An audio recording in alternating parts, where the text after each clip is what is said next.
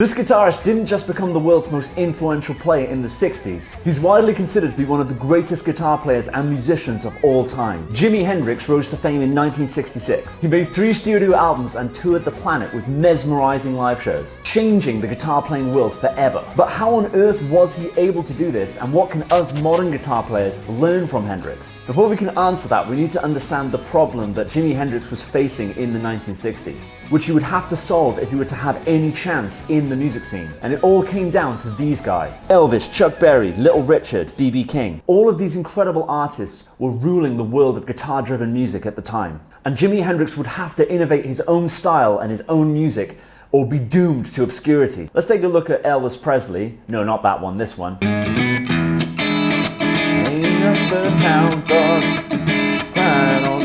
You'll have to excuse my singing because basically I don't want a copyright strike. Another example would be Chuck Berry.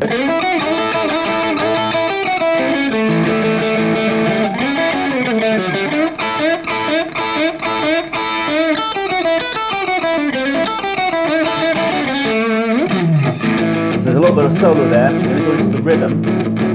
Driving blues rhythm. And basically these songs would all be usually 12-bar blues or based on the 12-bar blues. That is 1-4-5 dominant chords, just driving rhythm, and then these blasting solos. So with guitar players like Chuck Berry already ripping out solos, great singers and songwriters like Elvis cracking out hits, how did Hendrix break out the mold and completely reinvent the way that the guitar is played? And how can we use it to massively level up our own guitar playing? Well, there are 3 things we're going to look at: the rhythm, the blending, and the straight up burning. Let's start with the rhythm. I'm going to play a little bit of Hendrix now and see if you can hear how he makes the guitar sound like a completely different instrument as compared with Chuck Berry and the Elvis examples we just heard.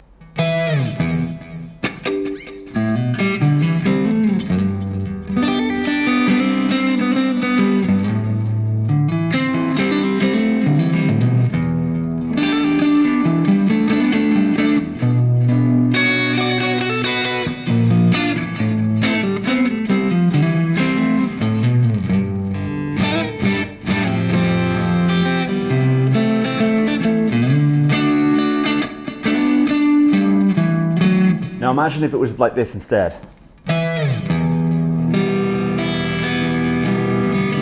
Just basic chords.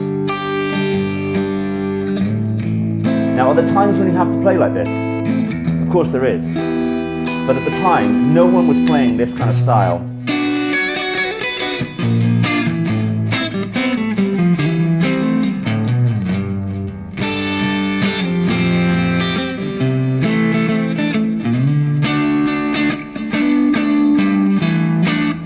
Especially not in popular music at the time. Without all that magic and embellishments, it's really just flat and lifeless. And I know what you're saying now, you're saying, Doug, okay, any of us can go and learn Little Wing, but how can I bring this magic into my own playing? Well, that's the best part. You can steal and borrow from any of the Jimi Hendrix songs and bring them into your own playing. And here are some simple examples of how you can transform really boring chords into really colorful, amazing rhythm parts. Let's take a G major with the E bar chord shape, and you can play something like...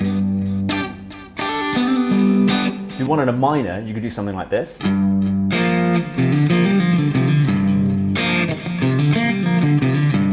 If you wanted to do this with a A-shaped bar chord, let's say I'm going to play a C now, but I want to transform that C, I could play something like this. Or a minor shape of that same shape, you could do something like this.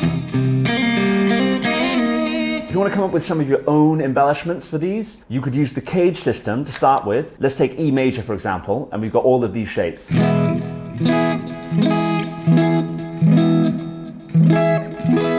Let's take this one, and then you superimpose the relative major pentatonic over the top.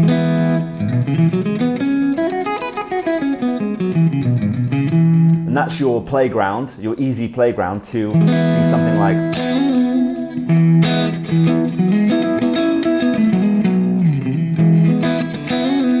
Hendrix really liked double stops, by the way, and sliding them around like this. Another thing Hendrix would tend to do is lead with the bass note. Let's take a simple chord progression in G again, like this.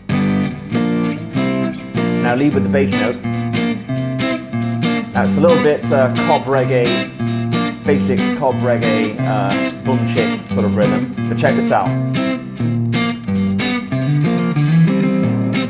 suddenly it's castles made of sand. Don't forget, Hendrix has his very own chord, the dominant 7 sharp 9 chord.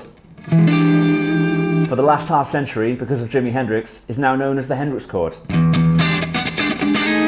So you put that into any song to make it instantly sound much more Hendrixy. If you learn Hendrix songs and practice these techniques, you're going to be able to fill a lot more musical space, especially in smaller lineups. Not only that, but you're going to sound far more professional, far more expressive, and just generally have a lot more fun playing your rhythm guitar. But there's more. Hendrix was also an incredible innovator when it came to lead guitar and solos as well. Which brings me nicely to our second point, which is what I like to call blending. Check out this solo from All Along the Watchtower.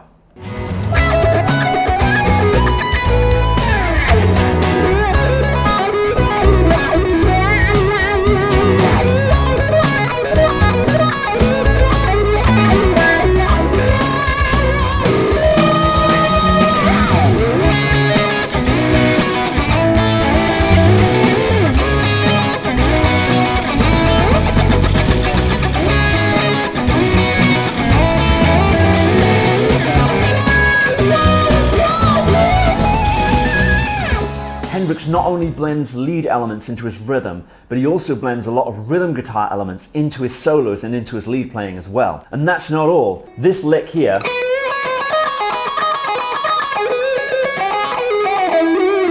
is actually syncopated against the beat, and he was doing this more than 20 years before Eric Johnson released Cliffs of Dover. Sorry, Eric Johnson, I do actually love Eric Johnson though. Remember that Chuck Berry solo? Well, if Hendrix had played solos just in that style, we wouldn't be talking about him half a century later as the greatest guitar player ever. But how exactly do you blend rhythm into your lead and use the magic Jimi Hendrix used in his solos to level up your lead playing? The first part uses octaves, which is fairly standard. And then we have this.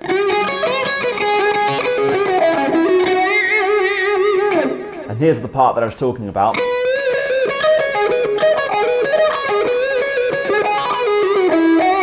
Getting the tone is a really big part of it as well, which I'm going to get to in a minute. This is really the coolest part here in the solo.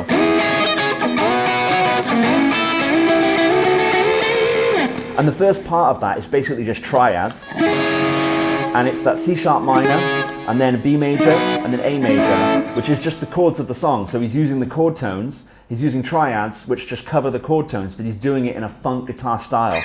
And one thing that's really important to not miss is how he's using the dead notes. A lot of players won't use dead notes in the solo, but that's a really cool, interesting rhythm element that you can bring into a lead guitar solo. And then of course the coolest part of all, which is this really weird, dissonant kind of... These would have come from Hendrix's gypsy jazz influences. So he was taking influences from far outside the typical rock and roll music that was in the mainstream and bringing them into his groovy 60s vibes. Then that's where he got the idea to play these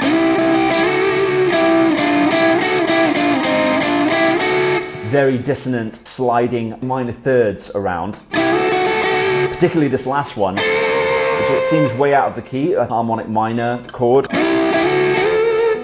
It sounds to me like a real gypsy jazz influence, but it does resolve quite nicely back to that C sharp minor. Of course, Hendrix probably wasn't always completely aware of whatever music theory he was using, but he's basically using his ear and really thinking outside the box and just finding really cool things to play. But we're still just scratching the surface. The next thing I'm going to show you is probably the most mind-blowingly important thing that any guitar player can learn from Jimi Hendrix. But before we get into that, I just want to get into one sometimes quite overlooked but very, very important aspect of Jimi Hendrix's playing, which is, of course, his tone. So you probably won't be able to get all the equipment I'm going to list right now, but the closer you can approximate to it, the closer you're going to get to getting a little bit of Jimi Hendrix's tone. A 1968 Fender Stratocaster, a Vox wah pedal, Dallas Arbiter fuzz face, Univibe with an expression pedal, Marshall 100 watt super lead plexi heads with 4x12 stacks, and a nice vintage plate reverb.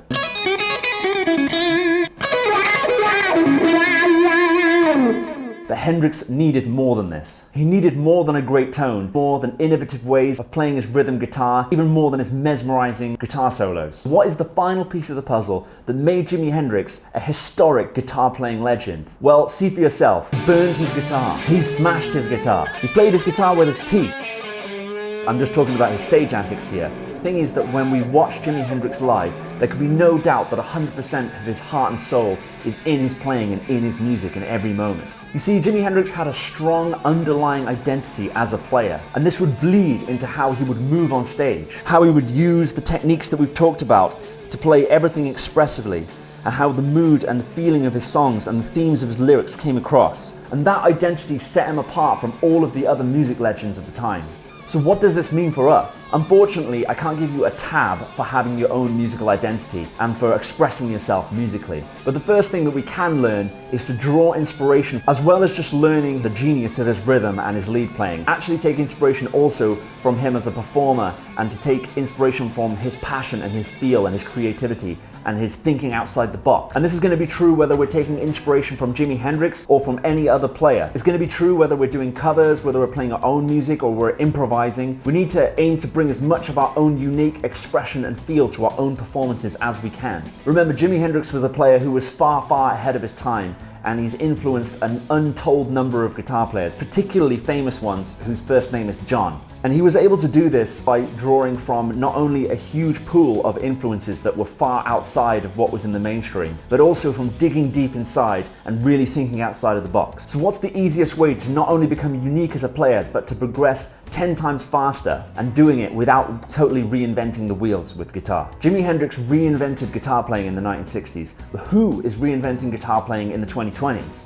Well, it's quite possibly this guy. So if you want to take what you've just learned from Jimi Hendrix and make it 10 times more powerful, well, it starts by clicking this video next, because we want to combine the Hendrix style of the 1960s with the techniques and concepts of what is probably the greatest guitar player in the world today.